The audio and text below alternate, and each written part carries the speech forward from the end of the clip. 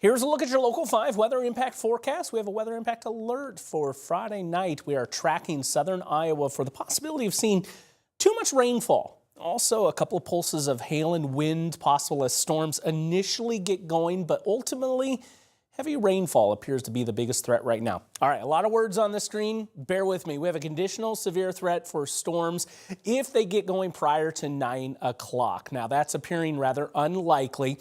We're going to be waiting for the main development after 9 o'clock as a low-level jet does start to kick in. That's going to push against a stagnant boundary, meaning storms will tend to train right down that boundary and impact the same territory with multiple rounds of heavy rain.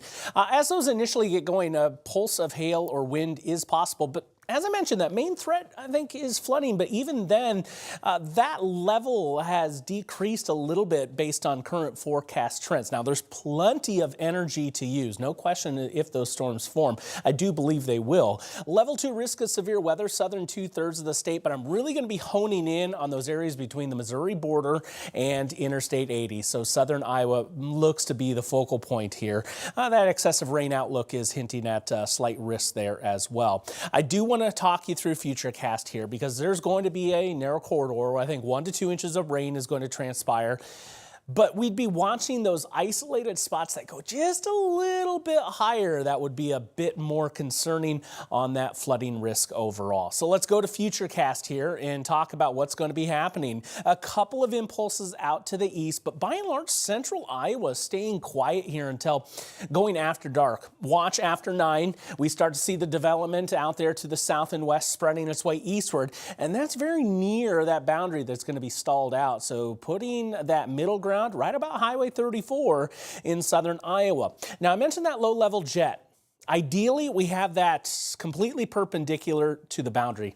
In this situation, we just don't. It's kind of coming in more at an angle. So we're not seeing the big, bulky coverage of the heavy rain and storms as we go into the overnight. That actually helps us out a little bit, maybe steering away some of those big-time rain totals. That's a trend we like to see. A couple of pulsings going into Saturday afternoon.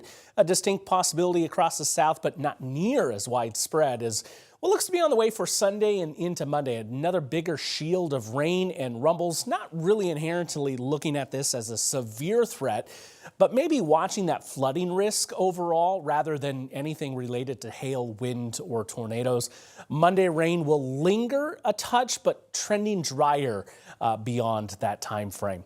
67 degrees tonight with our overnight low, and then 86 for Saturday. We do have a drier day set up with isolated spots that will be dealing with showers and thunderstorms. Temperatures reaching into the upper 80s for Saturday. There should be plenty of sunshine to be had.